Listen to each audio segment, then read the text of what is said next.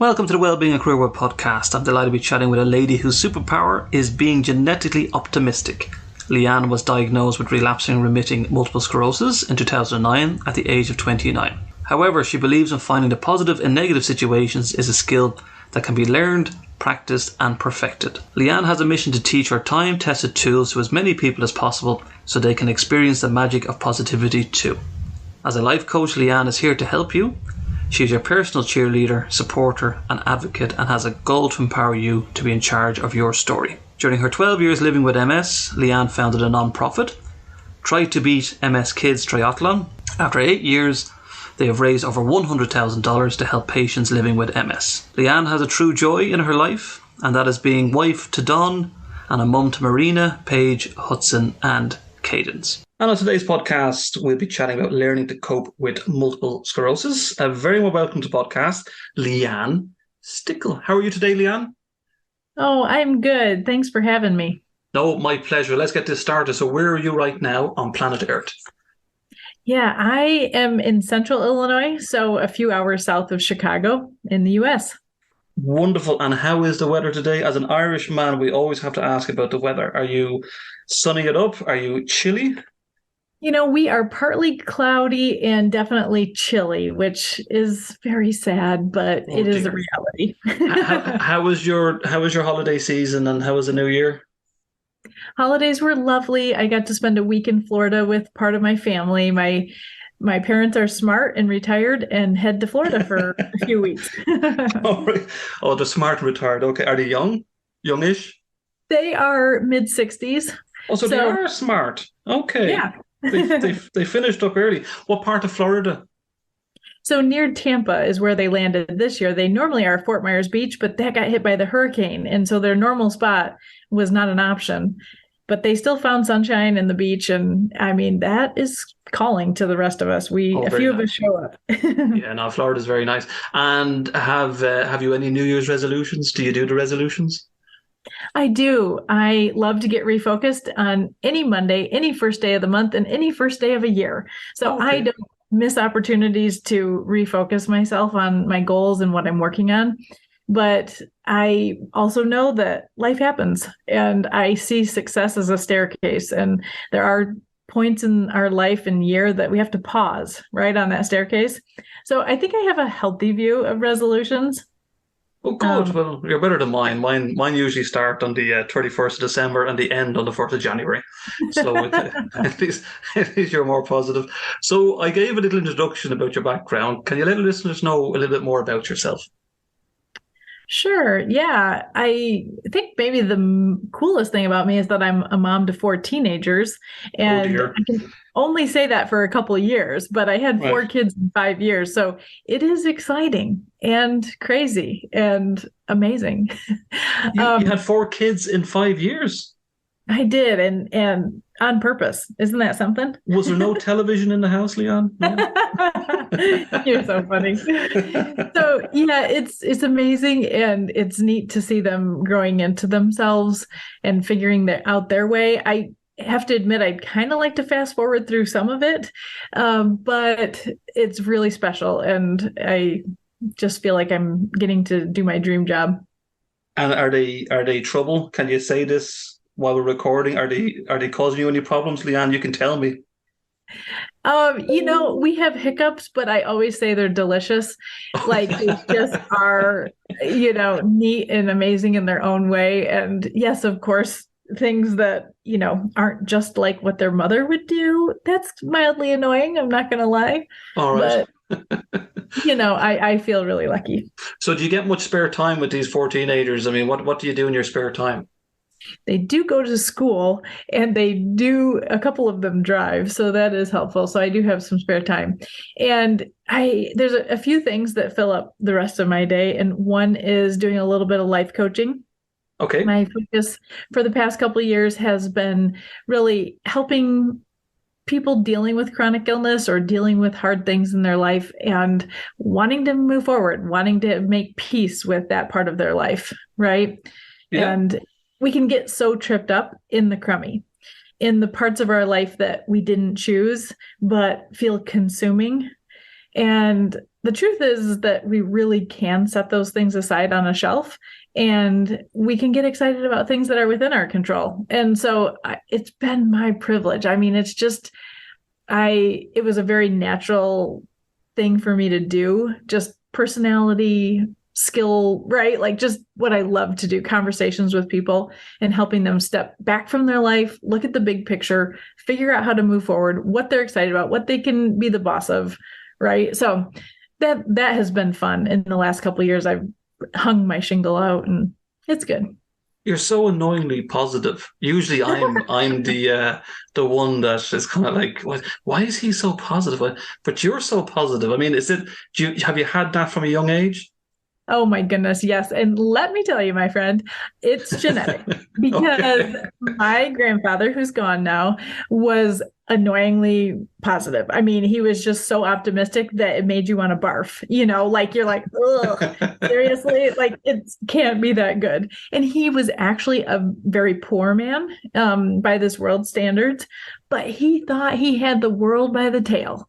He just was full of joy, and he celebrated the little things. I remember when the McDonald's hamburger was 69 cents, right? That's showing your age now, Leann. That's really showing. I know, I'm sorry. And he would hold that hamburger and say, Leann, can you believe we can get all of this for 69 cents? Like he would just celebrate these silly, dumb things. And so because of growing up around him and recognizing it in myself, that's why I know it's genetics. There's some things that come very naturally to us, right, David? I could ask you to name off the top 3 things that you're good at, and you know what those are. And I don't know that now, Leann. I don't know. I think some people would criticize me, But anyway, go on. I know what you mean. Yep. I know with confidence that people really have different gifts. And it's interesting because I liken this whole gift of positivity to a gifted musician. And when we all know those people, right? And same kind of annoying. It's like, are you kidding me? Like they can just sit down at the piano, they can play. It's just beautiful. They pick up a piece of music, they hear one, right? And you're just like, how did that miss me?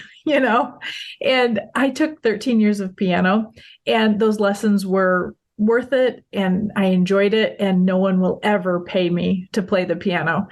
And that's okay. It's not my gift, right? Yeah. But that gifted musician shares their gift. They play for us. We enjoy it. And, the lessons that I took were worth it, even though I didn't turn into a gifted musician. And so I've really played around with this theory about positivity, that it's a gift and I need to share it. And when we can view it as a skill, then it's something that I can teach and you can learn and get better. And will you turn into me? Probably not, right? But that's okay. There's still value in learning and being able to be more positive and deal with life in a more positive way. So anyways, that's like the long version of what I've been filling my time up with. No, not at all. That's a very good version. I mean, it's interesting because as I'm listening to you there, so the listeners knows that I was the one that reached out to Leann, because usually I get a lot of requests every week from guests to come on the podcast. But I hadn't chatted to anybody yet about MS. And I was looking through websites and information articles. And then Leann, when you talk about positivity, if you just look at her website, leannsiegel.com, it just shines with positivity. And I think that's the reason why I reached out to you, because you can see the smiles in your face on your website. And we're going to chat obviously today about MS. I mean, am I right in calling it MS, or should we be calling it multiple sclerosis? I mean, is MS a lazy way of saying it? No, you're so funny. MS is fine and it's easier. And the only reason I use multiple sclerosis is for clarity purposes. Right. In my writing, I may write the whole word out for those that are not as familiar, but MS is definitely okay. Right, because I don't want to sound like a kind of like a Gen Z, or like hey, like it's MS, like kind of sound all cool. Not making fun of any Gen Zs out there, just in case you want to email me with your complaints. So generally, I'm looking here, and your introduction is wonderful. And this is where we're going to lead on to our topic today. So it mentions here on your website you were diagnosed with multiple sclerosis at 29, with 4 kids, 6 years old and under, and despite always being a planner, you never imagined this. So let's get this started. So somebody as stupid as me, what is MS, or what is multiple sclerosis? In terms of, I'm not here as a doctor or any medical professional. You're living with this. So what have you been told, and what is it as far as you're aware? Yeah. So MS is an autoimmune disease. So when people hear autoimmune, I know that's thrown around, and maybe your audience already knows this, but it just means that your immune system is working against you, right? So our immune system is the little soldiers inside of us that's supposed to be fighting off viruses and bugs and bad guys. Yep. And when you have autoimmune conditions, your immune system has gotten confused, turned around, and it's working against you. And with patients that are diagnosed with MS, the immune system specifically is attacking the central nervous system.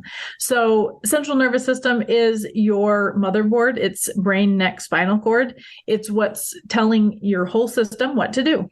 Okay. Yeah. And when the immune system goes in, it's eating the myelin off of the nerve. So the myelin is like the electrical or the plastic coating on an electrical wire.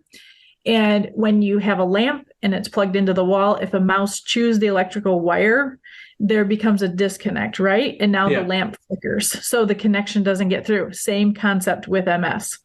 So the immune system is eating that plastic coating off of your nerve. And so the connection isn't getting through. So you end up with a long list of possible symptoms, right?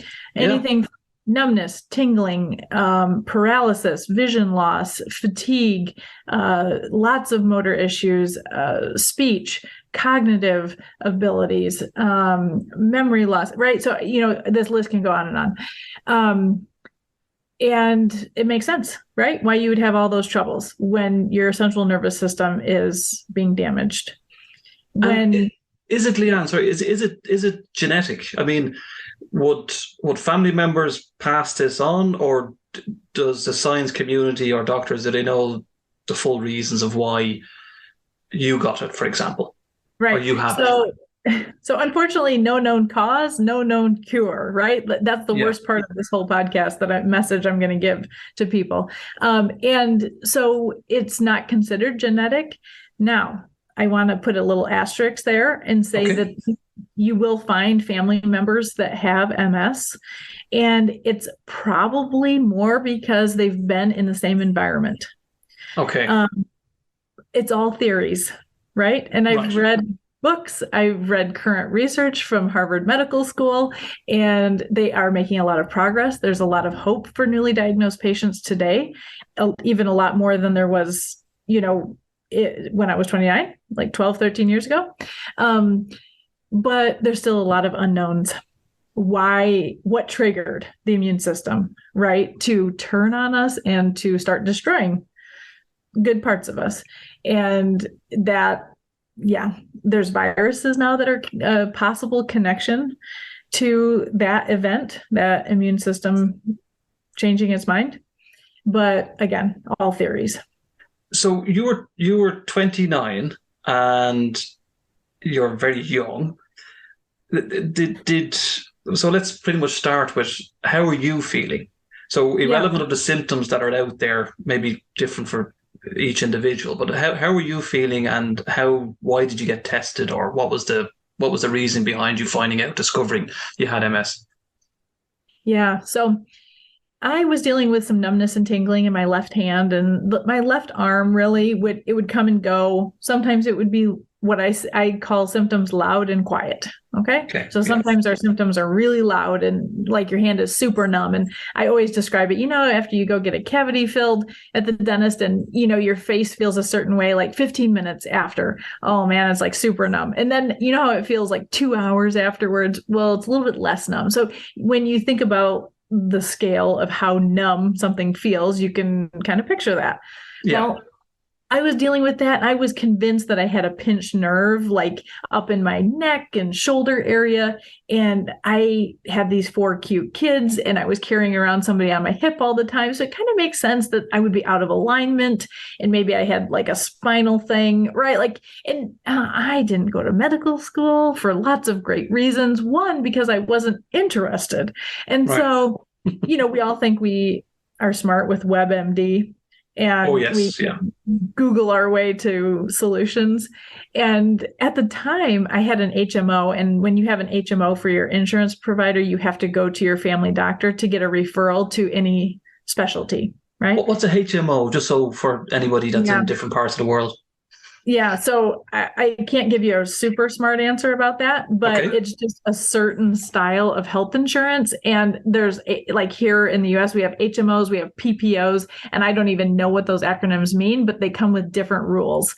And so at the time we had this HMO, and the rule was you can't just decide to go to the chiropractor, but you can go to your family doctor, right? Like your primary care doctor, and talk to them. And if they agree with you, then they can make the referral, and then the insurance will like give their nod and pay for the chiropractor. But I couldn't, as the patient, just make that decision willy-nilly, right? Yeah. So it actually makes a lot of sense, because it kind of it's like one more step between WebMD and the insurance paying for things that make no sense, right? So my family doctor, who I love, and I'm like, I give him a hug every time I see him because I give him a lot of credit at that point. I'm kind of ornery, and I think I have things figured out. And I just thought he should send me to the chiropractor, and I would get all straightened out, and this numbness would go away, and everything would be fine, and it was all structural. And he said, you know what, Leann, if you were 69, I might be willing to do that. But because you're 29, I think we should have a few things checked out. I had fallen that summer, and it's interesting how our mind looks for answers. So I got out of bed one day, and I had no feeling in my legs. I hit the ground. And what's interesting about that, I mean, that part was scary and of course startling, but instantly my mind tried to reason. Why did that happen? Well, I would always have a toddler in my bed, and I probably, like, my legs probably fell asleep, like the way I was sleeping with my arm under a kiddo, right? So we try to explain why some of these things happen. I shouldn't say I look for why, right? Because there are people that go the other direction, right? And they think, oh my goodness, they've purchased a wheelchair on Amazon, in the next moment. And that's not my nature. And so I would dismiss. So this is the not good part of the rose-colored glasses, like positive land, is that you become dismissive of the red flags. And so really in the last decade, I've been on a mission to help people notice symptoms, because really I feel like I'm doing as well as I am because of early diagnosis, and because that family doctor said, time out, Leann. I need you to go see a neurologist. The neurologist needed me to go have an MRI, right? And the rest is history. So the testing there, we'll get onto that then. So you had to get an MRI. So from the beginning of when the doctor sent you for the tests to the final diagnosis, how long did that take, and what did the tests involve? And are they, I'll be kind of blunt, are they painful? Are they annoying? How does it work? Because I think a lot of people are fearful, especially myself, I suppose, that when you hear you have to get a test of something, and then, as you mentioned, you go onto these websites, and the website goes, "Oh, don't do this," and that test is painful, and I wouldn't do that. But as you also mentioned, it's good to get early screening for any possible issues that might get worse as you go along. So, so from the moment the doctor says go get a test to the point of diagnosis, how long would that take, and then what were the tests that were involved? So I'm really fortunate, and that was probably only about a 6-week window.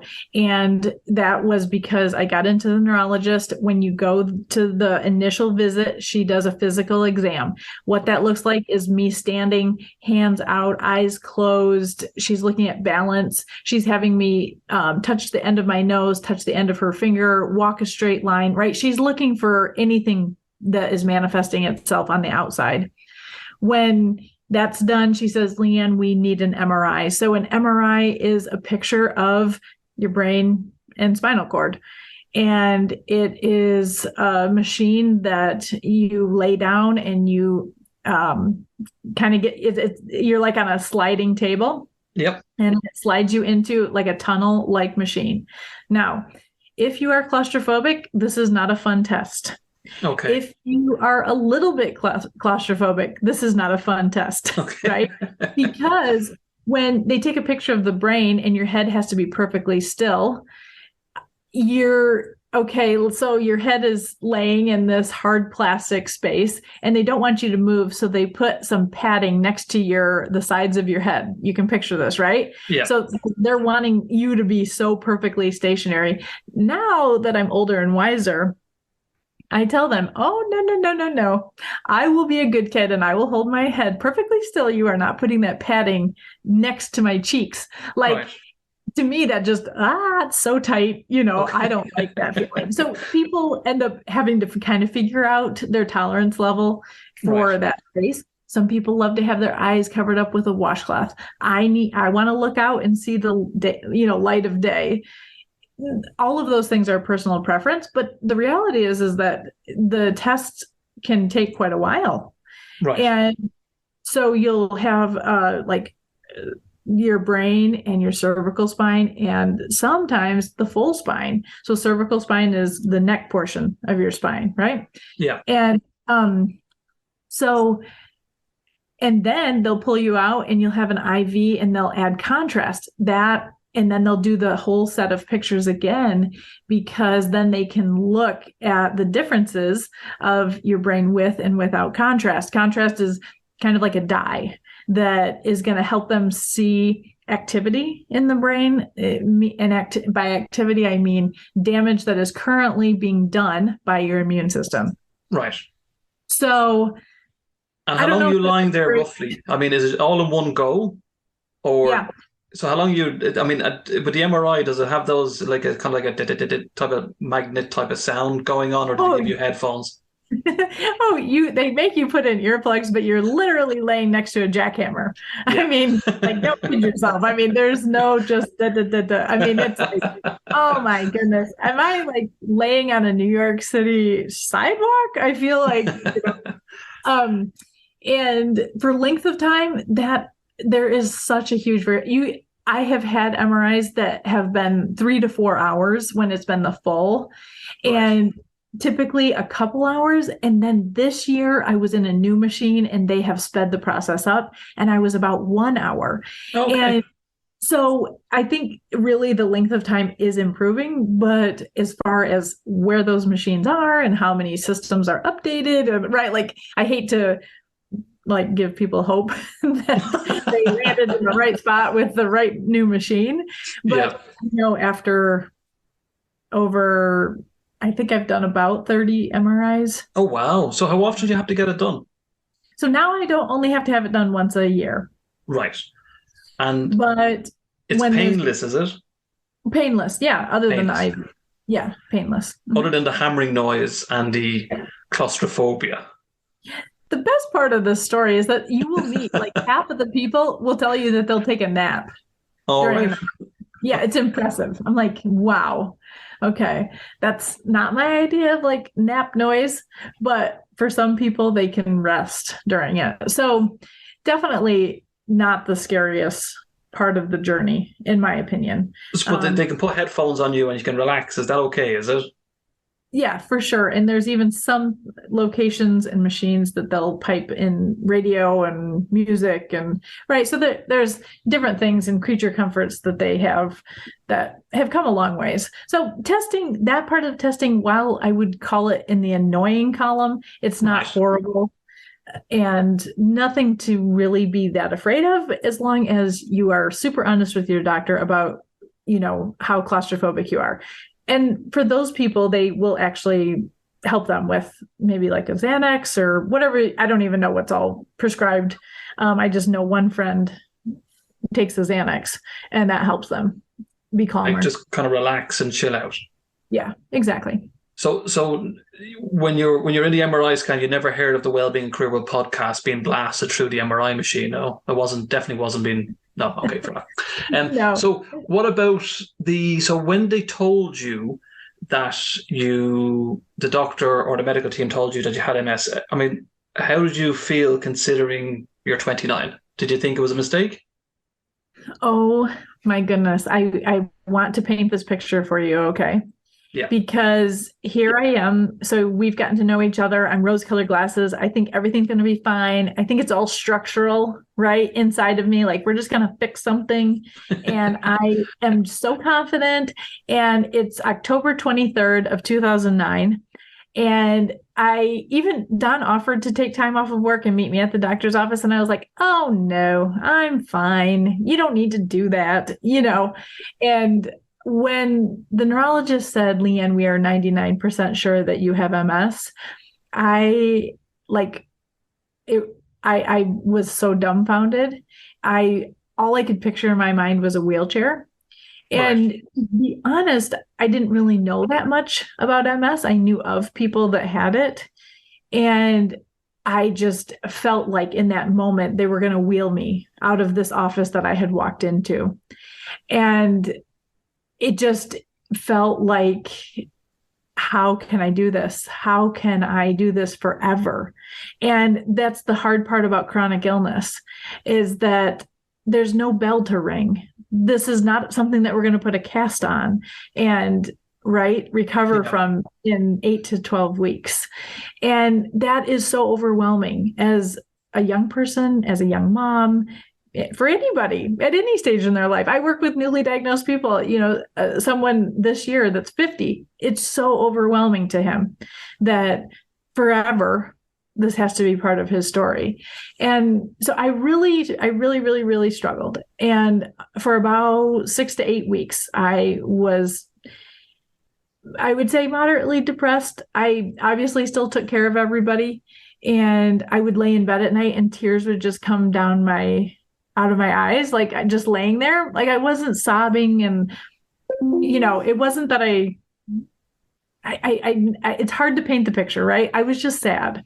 I didn't want to learn about MS. I didn't want to figure out what drug to go on. I didn't want to, the internet is a very amazing and scary place.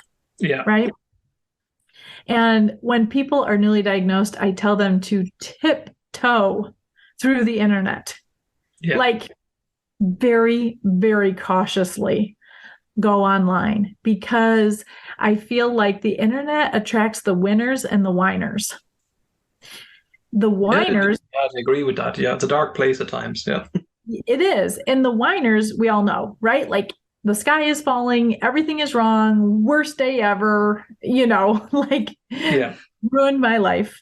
And I'm not discounting their experience. It could be very, very valid, but they share it online. And it's easy to trip over those stories when you're starting to learn. The winners, on the other hand, are also annoying. They are people maybe a little bit like me. And so I always give lots of fair warning to people. I've figured this out now, right? Yeah. And I am at a different place. I mourned first, and then I got here. I didn't start here, right? Yes. I was sad and bummed and salty. And then I figured my way out of that space. And I tell people to really respect the hard with their diagnosis. Like, you don't have to be better in 3 days. Like, you don't have to be okay with this in a week. It's very normal, and this is a big deal, and it's okay to be annoyed. Just accepting of yourself and those feelings and emotions, I think, is really healthy.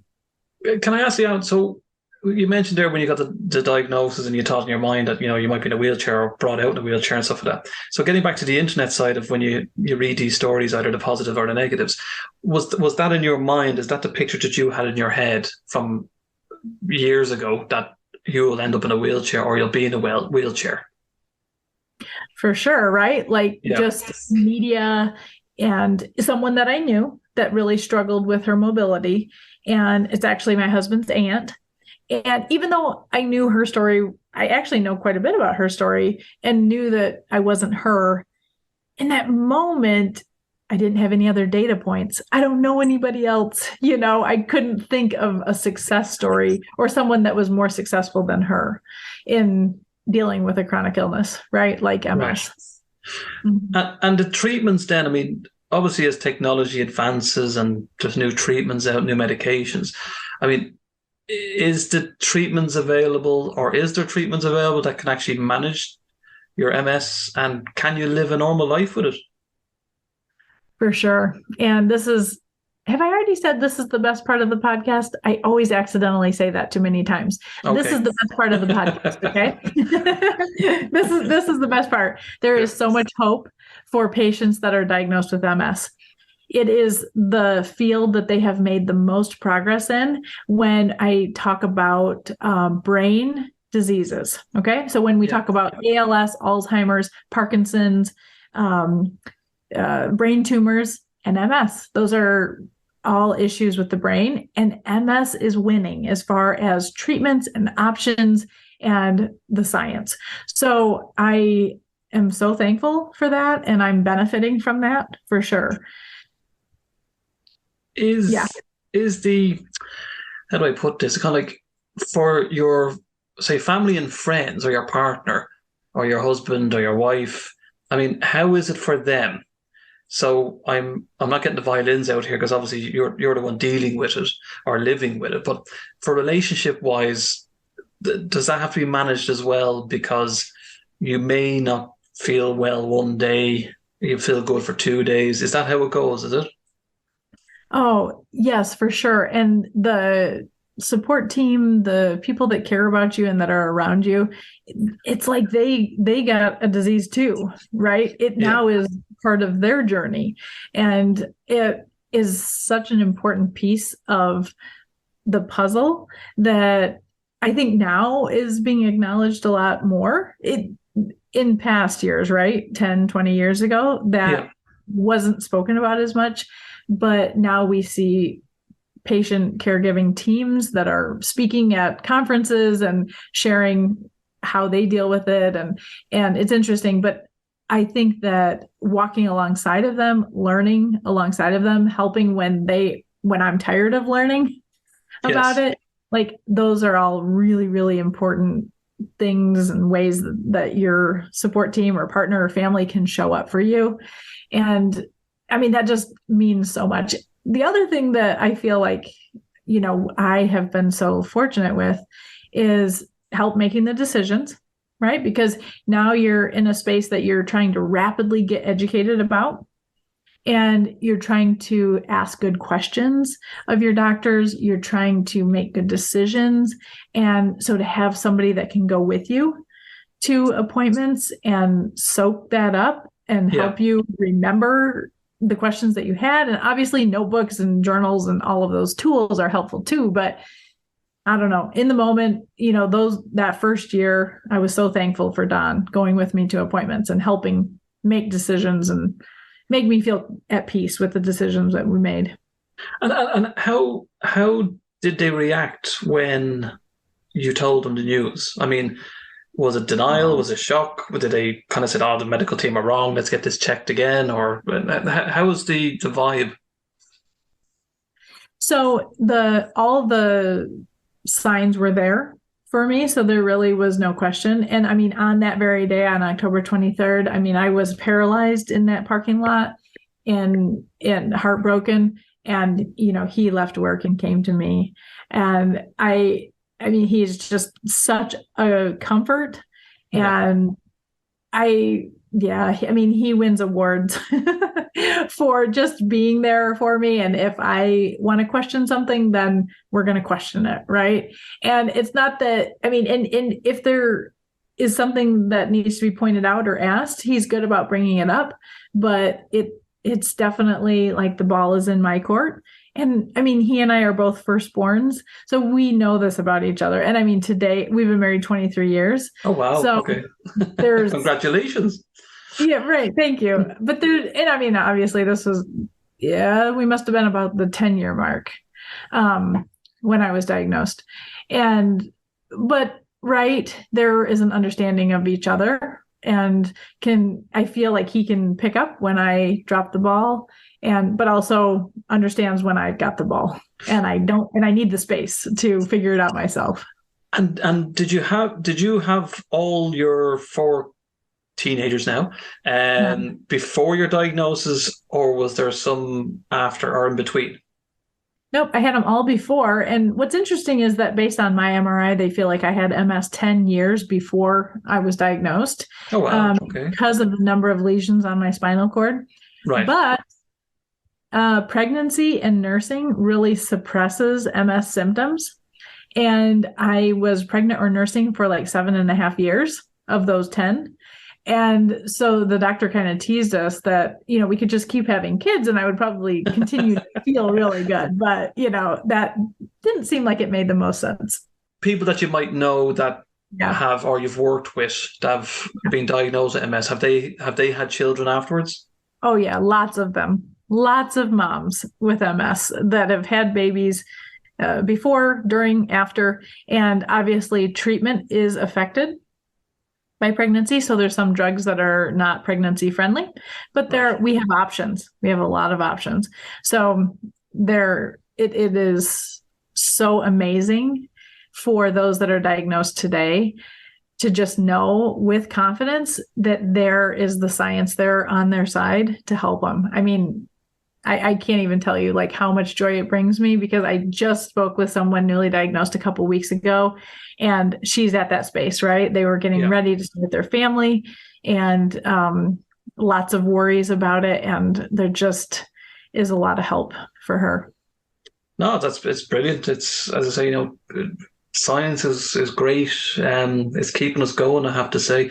I mean, are you scared at all? I know you mentioned there with your diagnosis on the day you kind of froze, and it's the day-to-day things. Are you ever scared when you wake up in the morning that's going to take kind of control of you mentally more than you did 2 years ago or 3 years ago? Mm-hmm. So that is not my default setting. But I would say that it's always in the back of my mind that I'm going to have another relapse. So I relapsed in 2017 and I had to change treatments. And I always say that when I relapsed, I kind of mourned for half the time of my diagnosis mourning. So it was like my disease was getting worse, and here positivity and optimism was not the secret, right? Like for about 7.5 years, I thought, oh my goodness, I am one of the special ones, that this disease is not going to progress. And, this is working. Yes. And so it was very disappointing when I developed optic neuritis, which is also a symptom of MS. And it was a sign that the drug had stopped working. Right. And so consider that a drug fail. And so I had to choose another drug. And so then you kind of go through that whole process again, right? Learn, make smart decisions, be sad. This is a bummer, more tests, go to the hospital. And so, I mean, I'm smart enough to not be excited about going through that again, but I am so hopeful because research and science really is on my side. And I've had good results since that new treatment, which was in 2018 and 2019. You're just full of positivity. I mean, when you go to bed at night and you wake up in the morning, is it the reason I'm asking these questions is because obviously people sometimes wake up unhappy, they wake up tired, they wake up fatigued, they wake up, different emotions, different symptoms. But even now, I mean, do when you wake up in the morning, does it take you a while to get going? Or am I being totally stupid with this question? No, you're not. You're not. And I think that there are people in both camps, right? But I go to bed with those feelings. I go to bed exhausted, kind of feeling like, oh my goodness, I should have gotten more done, blah, blah, blah. Right. So any of those feelings happen to me at night. So the mornings are beautiful for me. I feel rested. I sleep well. And it's when I have my best energy. And so, right, that's my sweet spot. So it's a good thing we're talking at 10 o'clock. I'm just saying, this might have sounded a little different if we were in the evening. We always say that nice mommy goes to bed at 9. And so if you come ask me after 9, like, you're host. Oh dear, that's not good. I planned that well, kind of, so to speak. So then, right, before we move on to the business side of things, what positive words then do you have? Like, we spoke about symptoms and diagnosis and how you're feeling, but what positive words do you have for anybody with MS, or has generally just found out in the last few minutes or the last couple of days that they have it? Yeah. So, I mean, right. So we've covered the really awesome medicine side that is on their side. Yeah. Where I really spend most of my time is in the mental strength space and helping people realize how much power they really have over how they feel, based on how they think. And this happened about 10 years ago, maybe even 11 or 12. I was feeling grouchy about the fact that I had MS, and I would look down at my hand and it was numb and tingly on my left hand. And it just would be this constant reminder, right, of this new truth and this new group of people that I'm part of and this new topic that I need to be smart about. And I just would have a bad attitude. And right. in this moment, right, like you get that, right? It happens. Yep. It does happen. Yeah.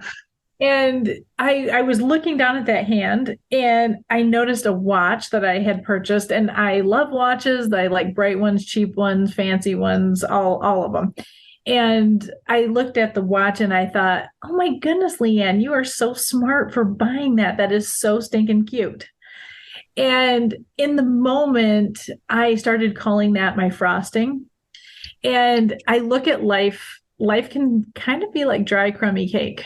Right? Like, it's hard. There are things that we didn't choose. It's not what we planned. It's not what we were hoping for. You didn't put all your ingredients together and like put your cake in the oven and fingers crossed, this is dry and crummy and not that awesome, right? Nobody does that. No. And so yet, what do we do when we get that? When we take it out of the oven and it's not awesome, we go to the cupboard, we get a jar, maybe even 2 of frosting, and we layer it on thick.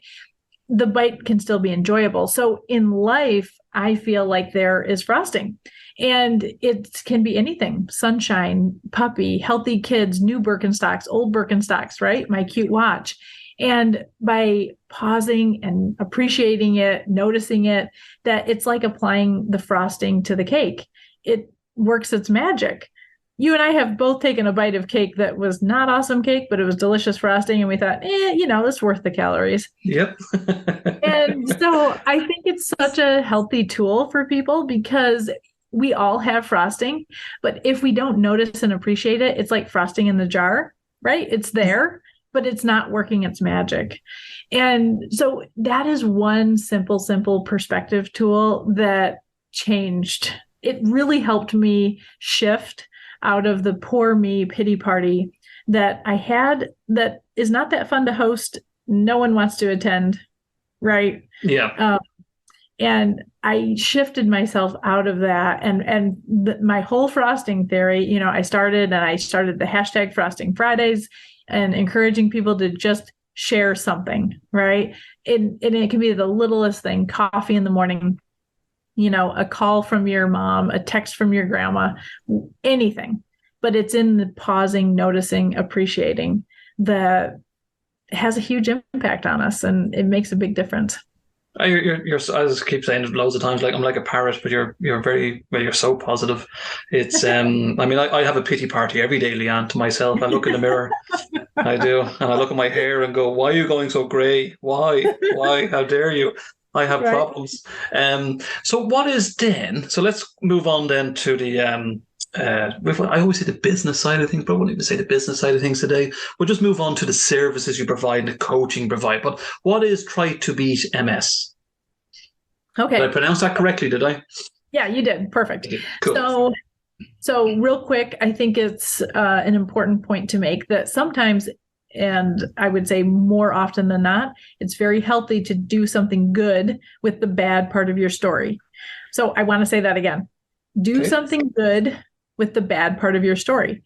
There are things that you have faced that were hard, that you didn't choose, that you now have become more aware of things that other people go through and face, right? Yeah. And so now that we've been forced to learn this, what good can we do with this part of our story? And Try to Beat MS is a kids triathlon. It is a nonprofit that I founded 8.5 years ago.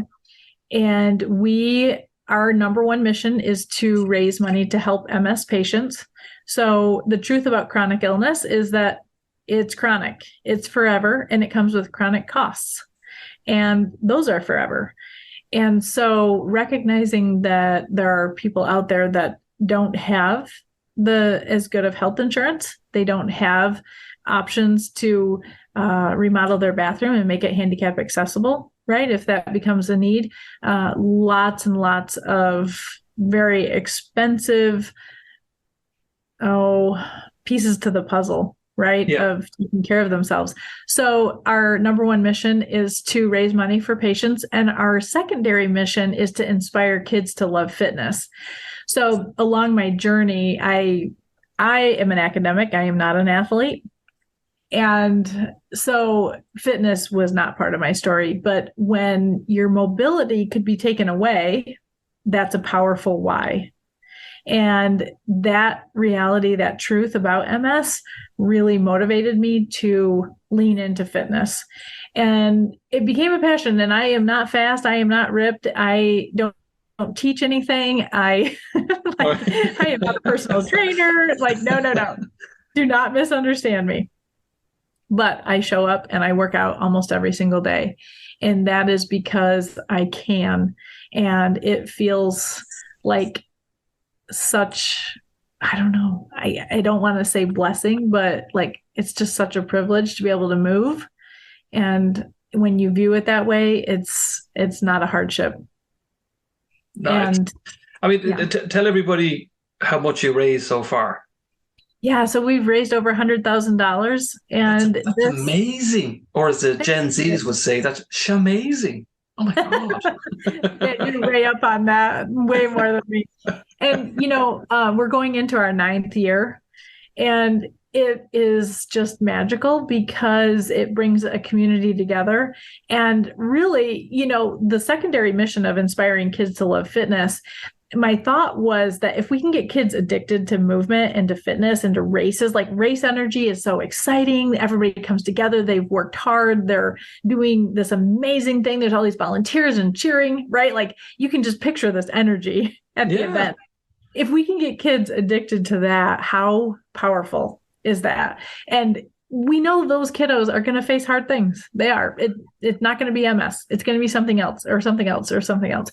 And what if they have, like, when people go to the doctor says, you need to exercise, right? Like, yeah, heard it a million times. Well, then when the doctor says it, it feels like a prescription, right? And no one wants another prescription.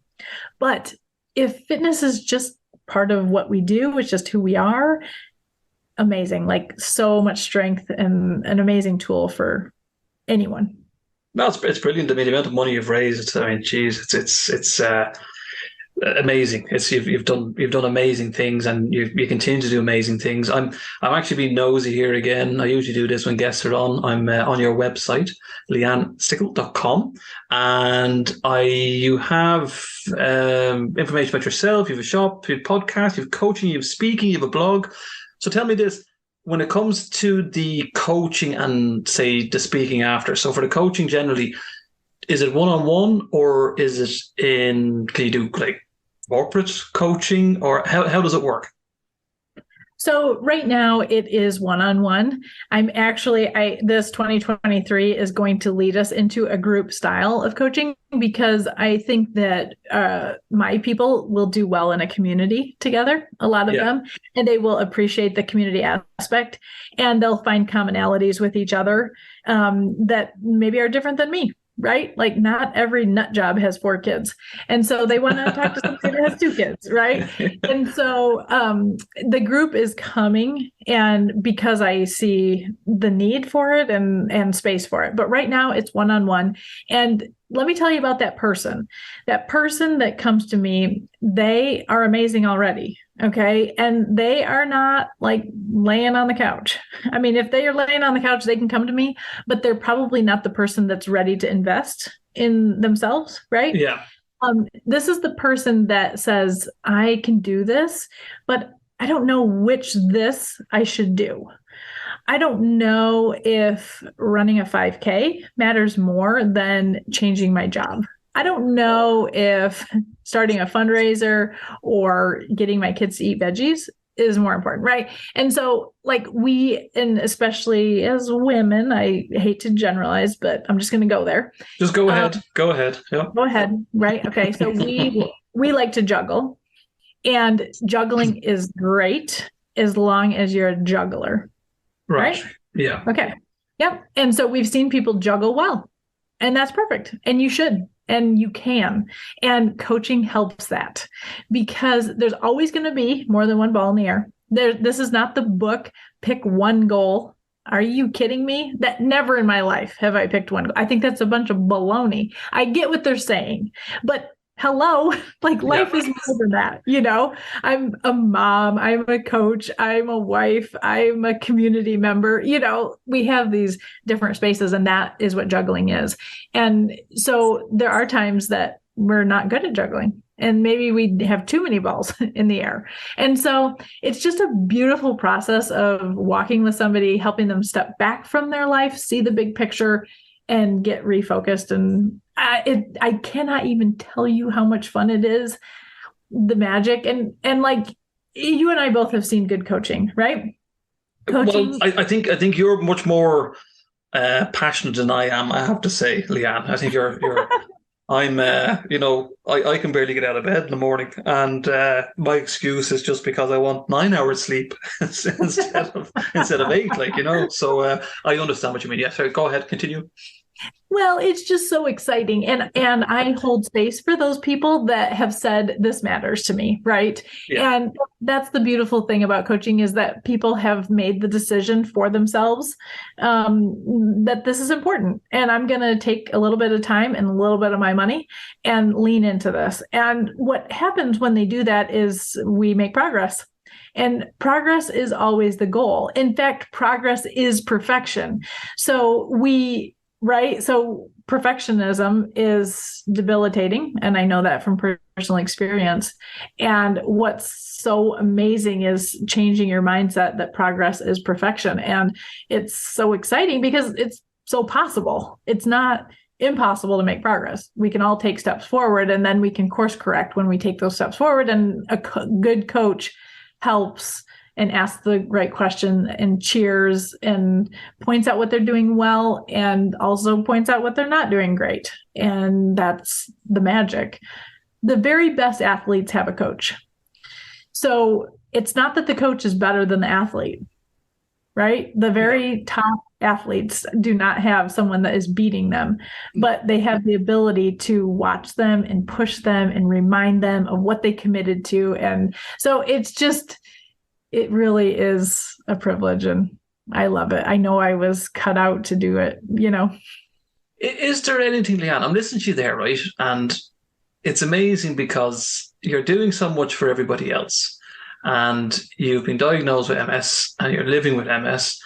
Is there anything that you wish, I mean, you're still young, don't get me wrong, but is there any job you would have liked to do, or any dream you had which you haven't done yet? The reason it's coming to my mind is because I'm listening to you there, and I wasn't going to ask you this question, but it just came to my mind because you're doing so much for everybody else. But is there anything that you wish that, I mean, did you want to jump out of an aeroplane? Did you want to, swim across the Atlantic? Or, I don't know. But was there anything you dream of when you get up in the morning and say, I'd love to do that? Oh, this is a great question. And if we had like 14 more hours, then we could go over my whole list. But okay. Honestly, maybe the top two. Write a book. Okay. It really is a dream, and it feels really hard to me. Right. And what type of book would you write? Would it be about your life, or would it be about something else? No, not a memoir. This is tools. So you're talking to a practical person that wants to help people get there faster, get going, right? It's it's my whole thing. Like, let's go. Let's not be stuck. Let's not focus on the crummy. Let's find the silver. We can do this. You can do this. And the book has to offer hope. It has to be practical. It has to be bright and colorful, and it has to have different fonts. And it has all these things, right? And so I trip myself up big time. And eventually I will just need to get a coach specific to that dream and that project. And you know what I mean? Like, I clearly know I don't know everything. Write the book. You should write the book. Yeah, we want to hear, we want to see, we want to read the book. Okay, so that's one thing. What's the next thing? So the next thing would be to really spread my event, Try to Beat MS, our nonprofit, across all places, like to help other people start one in their space, because it has been so incredible for us and our community and what it's done for our family and all the things, right? So it raises money, of course, but I can mentor people. I would love to mentor other people that have like the heart of a volunteer or the heart of a charitable donor, right? Like, that really is my heart. And I always say that as long as I make more than I can donate, then the event makes sense, right? And so it has always made more than I was willing to write a check for. Thus, it's been worth it. I would love to kind of package it, turn it into, I could do like an online class and people could purchase that. And then like for $47, like, learn from me, do this. And I already have tools and spreadsheets and you know what I mean? Like, wouldn't that be so cool? Oh, without a doubt. I mean, I'm still, again, I'm looking at your website here and the colours are fantastic. I mean, I think you would do brilliant in Ireland, to be honest with you. I think we need somebody with your smile and your passion, and you're an inspiration. So it's as I said before, that's the reason why I reached out to you, because I was trying to get to chat to somebody like yourself for a long time, and just everything about you just oozes confidence. So well done, you. So before I start crying, because I've no tissues, where do we find you on social media? Yeah. So first of all, it's a good thing this is audio only, because you are definitely making me blush and you are so kind. And I really, really appreciate that. And I'm thankful that the website speaks to you, because it does. It really does. I wanted it to be different, but I wanted it to be obvious what and who I am and what people can expect. So I probably spend the most time on Instagram, and there it's just, I am Leann Stickle. And I also have a Facebook community, and that's called Not Defined by Chronic Illness. And it really is just a community. We chit chat in there, and it's fun and it's not whiny. And so I created it because I wanted a space that we could talk about chronic illness, but we weren't a bunch of wine bags. And that community, Leann, so somebody can sign up for that via Facebook and they can be part of that community. Is that how it works? And is that worldwide? Oh, yeah.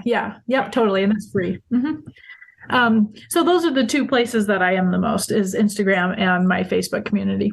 Brilliant. Well, thanks so much for chatting with me today. And I'll put all the links and the information and the link to Leann's wonderful website once the podcast has been released. So thanks so much to Leann Stickle for chatting with me today on the Wellbeing and Career podcast. Thank you, Leann. Thank you, David.